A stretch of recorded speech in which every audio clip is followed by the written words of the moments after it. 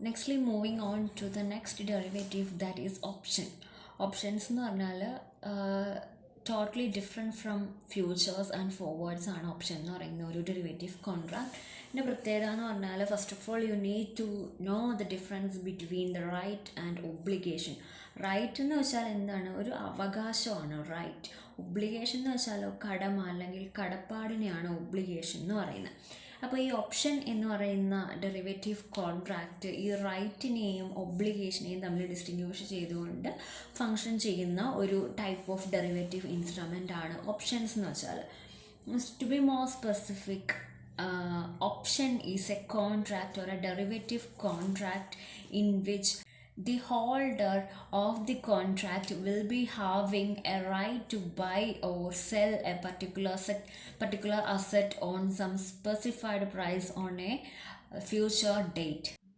Option is a derivative contract in which the holder of the option contract will be having the right to buy or sell a particular a particular asset on a future date at a predetermined price. ഇതിലൊരു holder ഉണ്ട്, അല്ലെങ്കിൽ ഈ contract make ചെയ്യുന്ന, അല്ലെങ്കിൽ ഈ contract purchase ചെയ്യുന്ന, അല്ലെങ്കിൽ ഈ കോൺട്രാക്റ്റിനെ ക്രിയേറ്റ് ചെയ്യുന്ന, അല്ലെങ്കിൽ ഈ കോൺട്രാക്റ്റിനെ ഹോൾഡ് ചെയ്യുന്ന വ്യക്തി ഉണ്ടല്ലോ, ആ വ്യക്തിക്കാണ് അവകാശം ഇരിക്കുന്നത്, ആ കോൺട്രാക്റ്റിൽ അവകാശം ഇരിക്കുന്നത്. അപ്പോൾ അതിൻ്റെ കൗണ്ടർ പാർട്ടി അല്ലെങ്കിൽ മറ്റേ പാർട്ടിക്കോ ഒബ്ലിഗേഷനാണ്, അത് എക്സസൈസ് ചെയ്യാനുള്ള ഒബ്ലിഗേഷനാണ്. അങ്ങനെ അത്രയും ഓർത്തിരിക്കുക.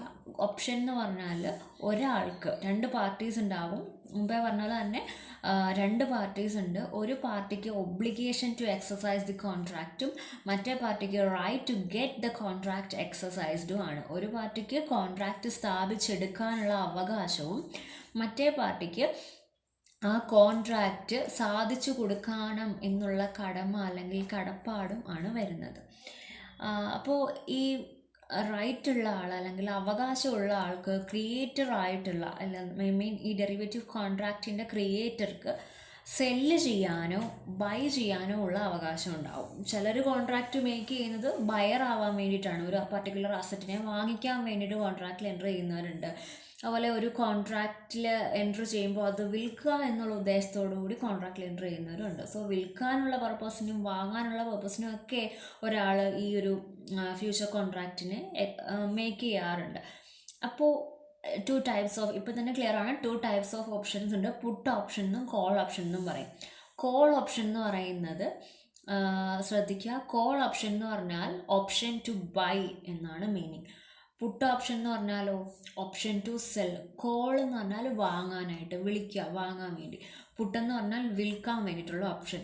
ഇനി ഈ ഓപ്ഷൻ ആർക്കാണ് ഉണ്ടാവുക? ഇതിൻ്റെ പർച്ചേസറിന്, അതായത് ഈ കോൺട്രാക്റ്റിൻ്റെ പർച്ചേസറിന്, അല്ലെങ്കിൽ ഈ കോൺട്രാക്റ്റിൻ്റെ ക്രിയേറ്ററിന്, അല്ലെങ്കിൽ ഈ കോൺട്രാക്റ്റിൻ്റെ ഹോൾഡറിന്, കൈവശം ഇരിക്കുന്ന ആൾക്ക് ബൈ ചെയ്യാനും സെല് ചെയ്യാനുമുള്ള റൈറ്റ് ഉണ്ട്. അപ്പോൾ ഇത്രയുമാണ് ഇതിൻ്റെ ബേസിക്സ്.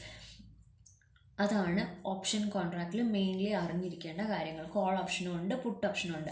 അപ്പോൾ കോൾ ഓപ്ഷൻ എന്ന് പറഞ്ഞാൽ എന്തായിരിക്കും? കോൾ ഓപ്ഷൻ എന്ന് പറഞ്ഞാൽ ഈ കോൺട്രാക്റ്റ് കൈവശം ഇരിക്കുന്ന ആൾ, ഈ കോൺട്രാക്റ്റിൻ്റെ ഹോൾഡറിന് കോൾ ഓപ്ഷനിൽ അയാളുടെ അസറ്റ് പർച്ചേസ് ചെയ്യാനായിട്ടുള്ള റൈറ്റാണുള്ളത്. മറ്റൊരാളുടെ കയ്യിൽ നിന്ന് ഒരു പർട്ടിക്കുലർ സാധനം വാങ്ങാനുള്ള റൈറ്റാണുള്ളത്. അപ്പോൾ കൗണ്ടർ പാർട്ടിക്ക് അവിടെ എന്താണ്? ഒബ്ലിഗേഷനാണ്. ആ സാധനം ഇയാൾക്ക് കോൾ ഓപ്ഷനിൽ ഈ ഡെറിവേറ്റീവിൻ്റെ ഹോൾഡറിന് ഒരു പർട്ടിക്കുലർ അസറ്റ് വാങ്ങാനുള്ള അവകാശവും, അതുകൊണ്ട് തന്നെ കൗണ്ടർ പാർട്ടിക്ക് അത് വിൽക്കാനുള്ള കടമയുമാണ് ഉണ്ടാകുന്നത്, അല്ലെ? ഒബ്ലിഗേഷനാണ് ഉണ്ടാകുന്നത്. ഇനി ഒരു പുട്ട് ഓപ്ഷൻ ആണെന്നുണ്ടെങ്കിൽ, പുട്ട് ഓപ്ഷൻ എന്ന് വെച്ചാൽ ഹോൾഡർക്ക് സെല്ല് ചെയ്യാനുള്ള റൈറ്റാണ്. പുട്ട് ഓപ്ഷനിൽ ഒരു ഹോൾഡർക്ക് അത് സെല്ല് ചെയ്യാനുള്ള റൈറ്റ് ആണുള്ളതെങ്കിൽ കൗണ്ടർ പാർട്ടിക്ക് അത് ബൈ ചെയ്യാനുള്ള ഒബ്ലിഗേഷനാണ് ഉണ്ടാകുന്നത്. മനസ്സിലായോ? അപ്പോൾ ആ ഡിഫറൻസ് എന്ന് പറയുന്നത് അതാണ്. ഹോൾഡർ ഓഫ് ദി കോൺട്രാക്റ്റിന് അല്ലെങ്കിൽ കോൺട്രാക്റ്റിൻ്റെ പർച്ചേസറിന് എപ്പോഴും റൈറ്റാണ് ഉണ്ടാവുക, അവകാശമാണ് ഉണ്ടാവുക. ഒരു കോൺട്രാക്റ്റ് മേക്ക് ചെയ്യുന്ന ആൾക്ക് അല്ലെങ്കിൽ അത് ഹോൾഡ് ചെയ്യുന്ന ആൾക്ക്, കോൺട്രാക്റ്റ് ഹോൾഡറിന് എപ്പോഴും റൈറ്റാണ് ഉണ്ടാവുക. റൈറ്റ് ഉണ്ടാവുന്നത് വിൽക്കാനോ വാങ്ങാനോ ആകട്ടെ. വിൽക്കാനാണ് റൈറ്റ് എങ്കിൽ അത് പുട്ട് ഓപ്ഷൻ ആവുന്നു, വാങ്ങാനാണ് റൈറ്റ് എങ്കിൽ അത് എന്താണ്? കോൾ ഓപ്ഷൻ ആവുന്നു. ഇത്രയേ ഉള്ളൂ ഓപ്ഷൻസ് എന്ന് പറഞ്ഞാൽ. So basically, an option is a derivative contract in which the purchaser or holder of the derivative instrument will be having a right to purchase or sell a particular asset on a predetermined price on a future date, and the counterparty will be having the obligation to buy or obligation to sell that particular asset. അപ്പോൾ അതാണ് options എന്ന് പറഞ്ഞാൽ. Call option ഹോൾഡർക്ക് എപ്പോഴും ഒരു asset by ചെയ്യാനായിട്ടാണ് right.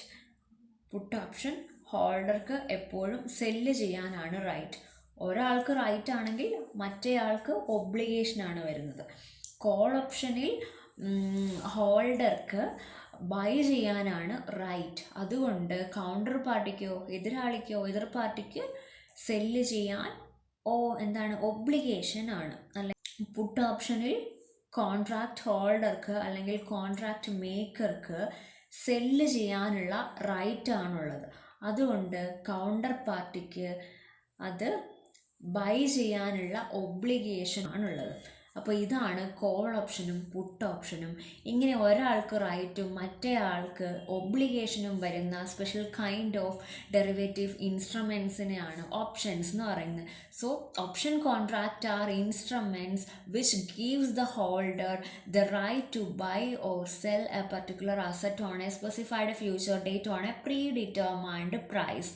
When the holder is having the right to buy a particular security on such a predetermined price and on a specified date, that is known as call option. And when the holder of the option is having the right to sell a particular asset on a predetermined price on a future date, it is known as put option. അല്ലേ, ഇതാണ് call ഓപ്ഷനും പുട്ട് ഓപ്ഷനും and option. ഓപ്ഷൻ്റെ 2 types ആണ് call option and put option. Clear? പിന്നെ നമ്മൾ പറഞ്ഞ ഒരു predetermined date ഉണ്ടല്ലോ, ആ ഡേറ്റ് ആകുമ്പോൾ ആ അസറ്റിന്, ഇപ്പോൾ ഫോർ എക്സാമ്പിൾ പെപ്പറിന് വേണ്ടിയിട്ടാണ് ഓപ്ഷൻ കോൺട്രാക്റ്റിൽ എൻ്റർ ചെയ്തതെന്ന് വിചാരിക്കുക. അപ്പോൾ കുരുമുളകിന് ആ സ്പെസിഫൈഡ് ഡേറ്റും പറഞ്ഞിട്ടുണ്ട്. സെയിം കോൺട്രാക്റ്റിൽ December 24 എന്ന് പറയുന്നു. December 24 ആണ് എക്സ്പയറി ഡേറ്റ് എന്ന് ഫിക്സ് ചെയ്യുന്നു. December 24 ആകുമ്പോൾ പെപ്പറിന് മാർക്കറ്റ് പ്രൈസ് എത്രയാണോ ആ മാർക്കറ്റ് പ്രൈസിനെയാണ് സ്പോട്ട് പ്രൈസ് എന്ന് പറയുന്നത്. ഇനി നമ്മുടെ കോൺട്രാക്റ്റിൽ പറഞ്ഞേക്കുന്ന പ്രൈസ് എത്രയാണോ അതിനെയാണ് സ്ട്രൈക്ക് പ്രൈസ് എന്ന് പറയുന്നത്. സേ ഫോർ എക്സാമ്പിൾ ഞാനൊരു ഓപ്ഷൻ കോൺട്രാക്റ്റിൽ എൻ്റർ ചെയ്തു. December 24 ഞാൻ 10 kg പെപ്പർ 10,000 rupeesന് എക്സ്ചേഞ്ച് ചെയ്തോളാം എന്ന് പറഞ്ഞിട്ട്, പുട്ടോ കോളോ ആവട്ടെ എക്സ്ചേഞ്ച് ചെയ്തോളാം എന്ന് പറഞ്ഞിട്ട് ഞാനൊരു കോൺട്രാക്റ്റിൽ എൻ്റർ ചെയ്യുന്നു. അപ്പോൾ December 24 ആയപ്പോഴത്തേനും അതിൻ്റെ മാർക്കറ്റ് പ്രൈസ് എന്ന് പറയുന്നത് 8,000 rupees ആണ്. അപ്പോൾ ഈ ഒരു കേസിൽ മാർക്കറ്റ് പ്രൈസ് എന്ന് പറയുന്ന 8,000 ആണ് ഈ കോൺട്രാക്റ്റിൻ്റെ സ്പോട്ട് പ്രൈസ്. അതുപോലെ കോൺട്രാക്റ്റിൽ പറയുന്ന പ്രൈസ് എത്രയാണോ ആ പ്രൈസിനെയാണ് സ്ട്രൈക്ക് പ്രൈസ് എന്ന് പറയുന്നത്. ഇനി ശ്രദ്ധിക്കുക, ഒരു കോൾ ഓപ്ഷനിൽ ഹോൾഡർ ഓഫ് ദി കോൺട്രാക്ടറിന് കോൾ ഓപ്ഷനിൽ പർച്ചേസ് ചെയ്യാനായിട്ടുള്ള റൈറ്റ് ആണ് എന്ന് പറഞ്ഞു. പക്ഷേ മറുവശത്തിരിക്കുന്ന കൗണ്ടർ പാർട്ടിക്ക് അത് സെല്ല് ചെയ്യാനുള്ള ഒബ്ലിഗേഷൻ ആണ്. അപ്പോൾ ഒബ്ലിഗേഷനുള്ള ആൾക്ക് വേണമെങ്കിൽ കോൺട്രാക്റ്റ് നടത്താം, നടത്താതിരിക്കാം.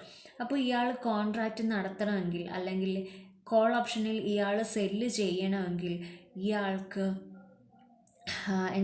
സ്പോട്ട് പ്രൈസ് സ്ട്രൈക്ക് പ്രൈസിനെ കഴിഞ്ഞും കുറവാണെങ്കിലാണ് ഇയാൾ സെല്ല് ചെയ്യുള്ളൂ, അല്ലേ? കാരണം മാർക്കറ്റ് പ്രൈസാണ് കൂടി നിൽക്കുന്നതെങ്കിൽ, മാർക്കറ്റ് പ്രൈസ് അല്ലെങ്കിൽ സ്പോട്ട് പ്രൈസ് ആണ് ഇയാളുടെ സ്ട്രൈക്ക് പ്രൈസ് അല്ലെങ്കിൽ കോൺട്രാക്ട് പ്രൈസിനെ കഴിഞ്ഞും കൂടുതലെങ്കിൽ ഒബ്വിയസ്ലി ഇയാൾ സെല്ല് ചെയ്യുന്നത് എവിടെയായിരിക്കും? മാർക്കറ്റിലെ സെല്ല് ചെയ്യുള്ളൂ, അല്ലേ? അതേസമയം സ്പോട്ട് പ്രൈസ് ആണ് സ്ട്രൈക്ക് പ്രൈസിനെ കഴിഞ്ഞും കുറവെങ്കിലോ ഇയാൾ സൂത്രത്തിൽ എന്ത് ചെയ്യും? കോൺട്രാക്ട് പ്രൈസിൽ അല്ലെങ്കിൽ സ്ട്രൈക്ക് പ്രൈസിലെ സെല്ല് ചെയ്യുള്ളൂ. അപ്പോൾ മറ്റേ ആൾക്ക് റൈറ്റാണ് ഇരിക്കുന്നത്. റൈറ്റുള്ള ആൾക്ക് എന്തായാലും അത് പർച്ചേസ് ചെയ്തേ പറ്റുള്ളൂ, അല്ലേ? അതാണ് കോൾ ഓപ്ഷൻ്റെ പ്രത്യേകത. ഇനി പുട്ട് ഓപ്ഷൻ ആണെങ്കിൽ ഹോൾഡർക്ക് റൈറ്റ് ടു സെല്ലാണ് വരുന്നത്, അല്ലേ? അത് മറ്റേ ആൾക്ക് ഒബ്ലിഗേഷൻ ടു ബൈ. ശ്രദ്ധിക്കുക, സ്ട്രൈക്ക് പ്രൈസ് മാർക്കറ്റ് പ്രൈസിനെ കഴിഞ്ഞും കൂടുതലാണെങ്കിൽ പുട്ട് ഓപ്ഷനിൽ അതായത് കോൺട്രാക്റ്റ് എക്സസൈസ് ചെയ്യാനുള്ള സാധ്യത കൂടുതലാണോ കുറവാണോ എന്ന് നിങ്ങൾ ആലോചിക്കുക.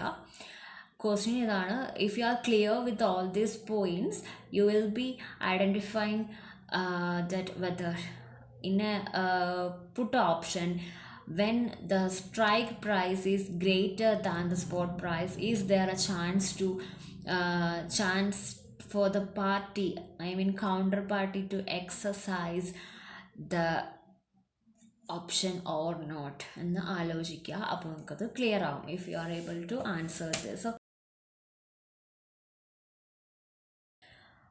കോൾ ഓപ്ഷനും പുട്ട് ഓപ്ഷനും ആണ് first type of options already discussed. ഇനി ഒരു തേർഡ് ടൈപ്പ് ഓഫ് ഓപ്ഷൻ ഉണ്ട്, അതാണ് ഡബിൾ ഓപ്ഷൻ എന്ന് പറയുന്നത്. അപ്പം കോൾ ഓപ്ഷൻ എന്ന് പറയുന്നത് right to purchase asset, put option എന്ന് പറയുന്നത് റൈറ്റ് ടു സെൽ അസറ്റ്. അപ്പോൾ ഡബിൾ ഓപ്ഷൻ എന്ന് പറയുന്നത് right to buy or sell, രണ്ടും അറ്റ് എ ടൈം ഉള്ളതാണ് ഡബിൾ ഓപ്ഷൻ എന്ന് പറയുന്നത്. ഇയാൾക്ക് ബൈ ചെയ്യാനും സെല്ല് ചെയ്യാനും ഏതോ ആയിക്കോട്ടെ, അയാൾക്ക് എന്താണ് ലാഭകരം എന്ന് തോന്നുന്നത് ആ റൈറ്റ് അയാൾക്ക് എക്സസൈസ് ചെയ്യാനായിട്ട് പറ്റും. അതാണ് ഡബിൾ ഓപ്ഷൻ്റെ പ്രത്യേകത.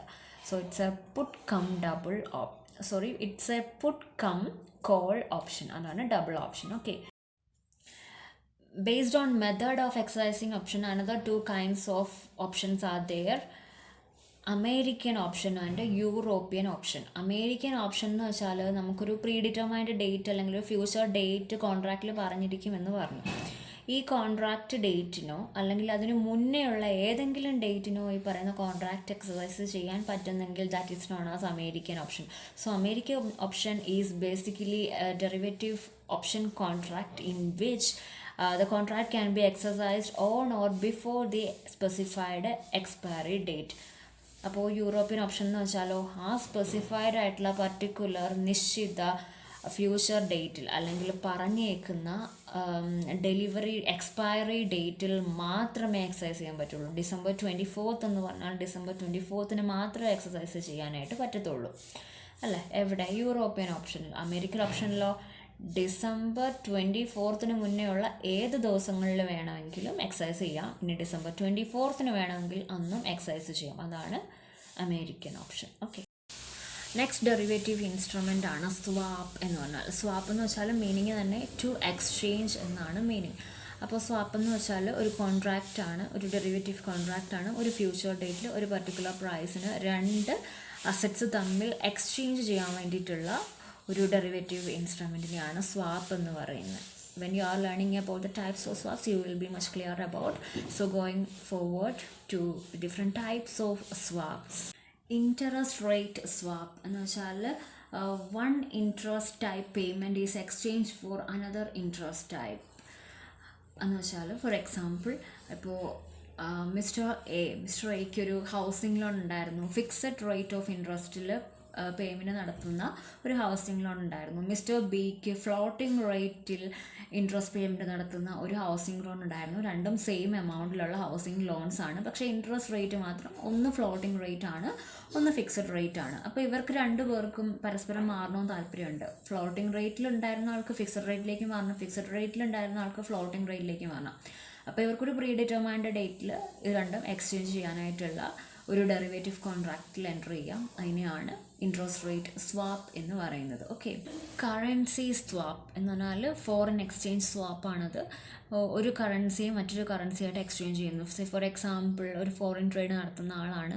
After a predetermined period അല്ലെങ്കിൽ on a predetermined date ഒരു പാർട്ടി $US കൊടുത്തിട്ട് കറൻസി അല്ലാതെ ഇന്ത്യൻ റുപ്പി വാങ്ങാം എന്ന് കേൾക്കുന്നു. അങ്ങനെ ഒരു ഡെറിവേറ്റീവ് കോൺട്രാക്റ്റാണ് കറൻസി സ്വാപ്പ് എന്ന് പറഞ്ഞാൽ. മോസ്റ്റ്ലി ഫോറിൻ എക്സ്ചേഞ്ച്, ഇൻ്റർചേഞ്ച് അല്ലെങ്കിൽ ഫോറിൻ ട്രേഡിലൊക്കെയാണ് ഇത് കൂടുതലായിട്ട് യൂഷ്വലി എക്സ്ചേഞ്ച് ചെയ്യുന്നത്. ഇങ്ങനെയുള്ള സ്വാപ്സ് എഫക്റ്റ് ചെയ്യുന്നത്.